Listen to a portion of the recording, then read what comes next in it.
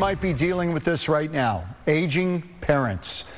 And perhaps they're at a point where continuing to live on their own in their own home or apartment is no longer workable. So you're faced with a dilemma, what to do. And the path forward is often overwhelming. And how to navigate those tricky waters. Mathieu Bruneau is the CEO of Health Pro Assist, and he lives this every day, helps countless families navigate turbulent waters. Mathieu, thank you. Appreciate it. Thank you for having me. Absolutely. You know, this came to my attention from a coworker going through this right now. Right. We went through it as a family. A lot of folks are going through it. What would be your advice for someone who is about to step off the ledge and try to move their parents into assisted or even independent living? I would say the best piece of advice, one would be to start having the conversation early on. It's a tough conversation to have, right? Because you're asking someone to give up what they're used to, their comforts of their home, and transition into, essentially a new chapter in their life where it's uncertain. So I would say start the conversation early and educate yourself. Do your research. Mathieu, you guys try to pair up someone or a couple to the right place, the right fit. How do you even start that process? Is AI a factor in some of that? It will be. We're implementing that as we speak. Right now, it's been the traditional, my job, I really come into play unfortunately, once someone is in a hospital or a rehab and they've had a fall, maybe they've had surgery and the recovery is not going as well. Maybe their cognition, their dementia has advanced. So I get involved when the doctor tells the family, hey, your loved one can no longer return home safely. And that's usually when I get called in, and then we start the conversation of, what's going on, what has been going on in your loved one's life, and what type of care do they need. And that's part of the matching it's essentially 3 items. 1, what's your level of care? 2, what part of town do we want to look into?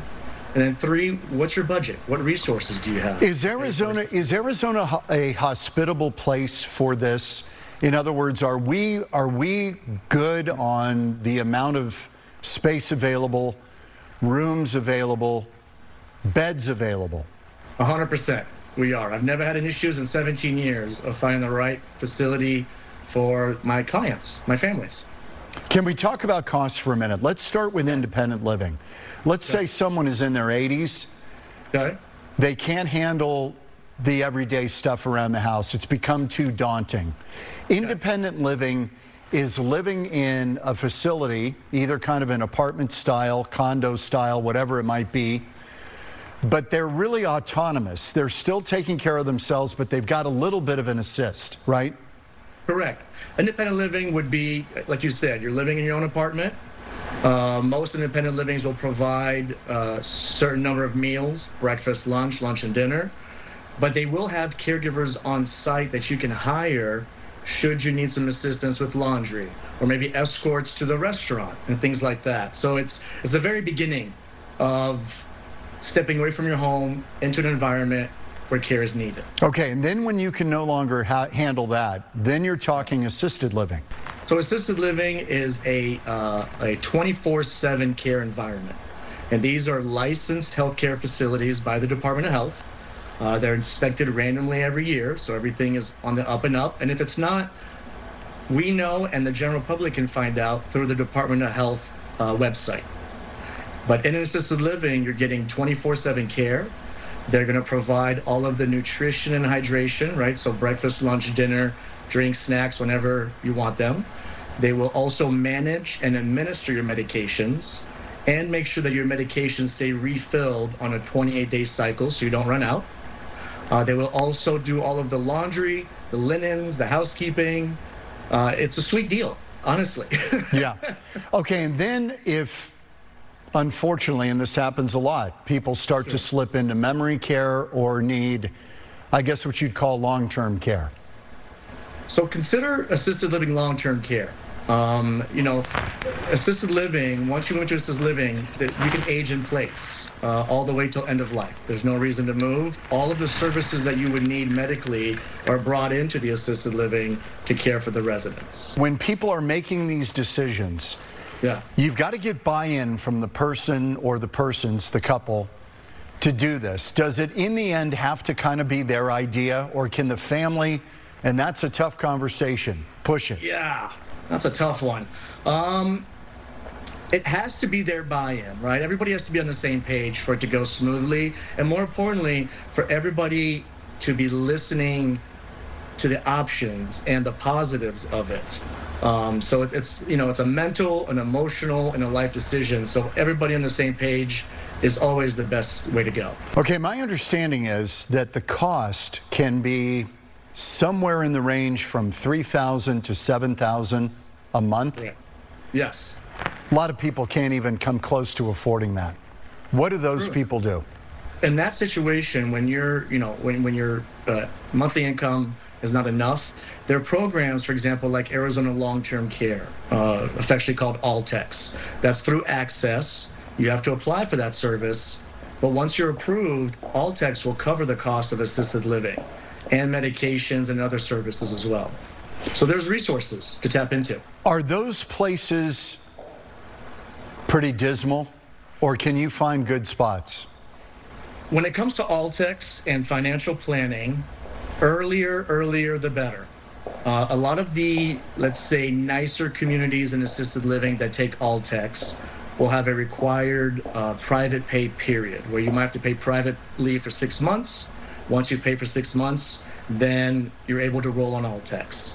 So early planning, financial planning is key, as opposed to in a crisis situation. What if you've got kind of these tweeners who might have some assets but not enough to cover, you know, $3,000 to $7,000 a month? They've got some assets that might keep them out of the state-run program, but they don't have enough for the other.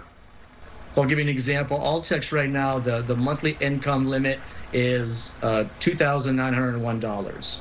So if you make $3,500, but your cost of care is $5,500, there's things like the Miller Trust that you could tap into, which is a federal trust that essentially puts your overages into that trust, and now you qualify on income, so you can have all the benefits and services of ALTCS approved to you, applied to you.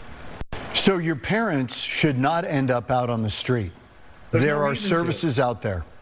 Absolutely, and there's professionals like myself and many other wonderful people in the Valley that do this, that know how to not only guide you in the right direction, but also have resources to help the difficult moments a lot easier. What would be some of the signs that your parent or parents can't navigate being at home or in their apartment anymore?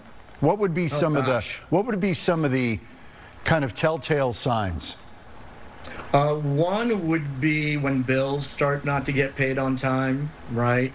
If the house is always clean and now becomes cluttered. If your loved ones now are afraid to go out, where normally they would drive to the grocery store.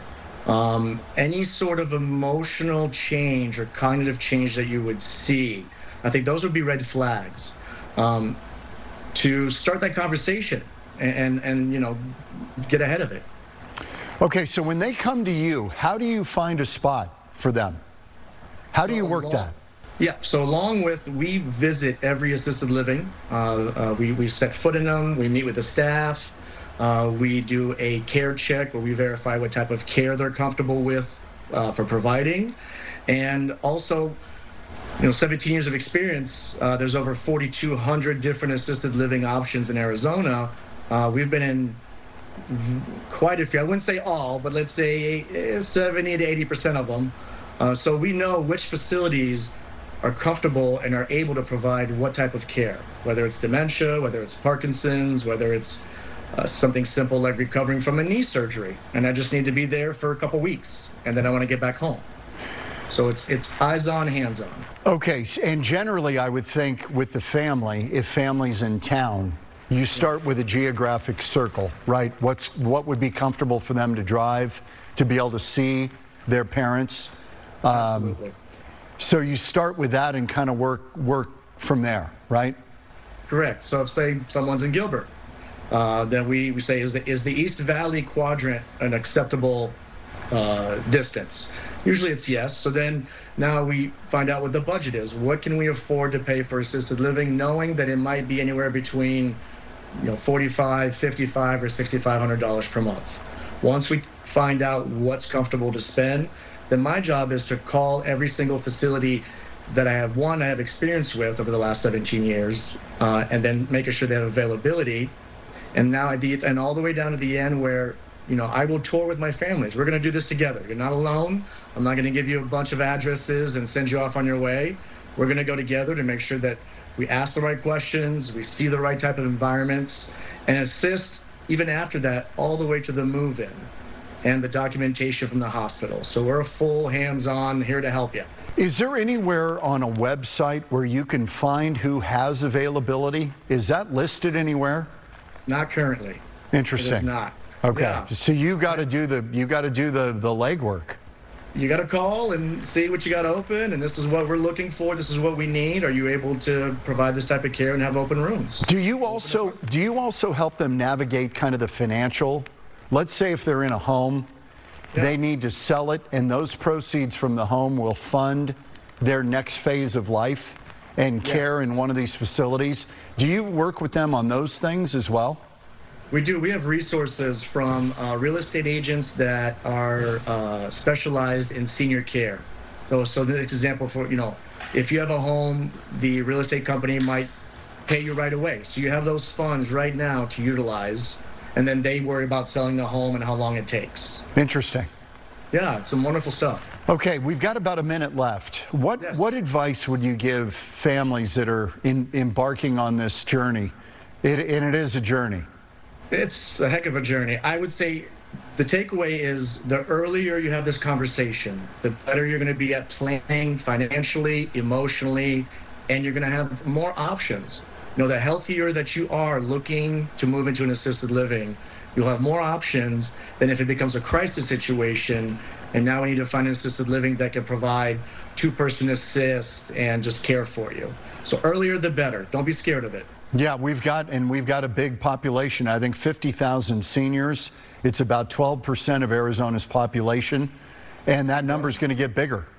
Absolutely, over the next 15, 20 years. I appreciate it. Mathieu Bruneau, he's CEO of Health Pro Assist, helping families kind of find their way and their place. I appreciate it, Mathieu. Good to see you. Thank you so much, John. Thank you for your time. Appreciate you. We'll see you soon. Thank you, Mathieu. We're back in a minute on Newsmaker.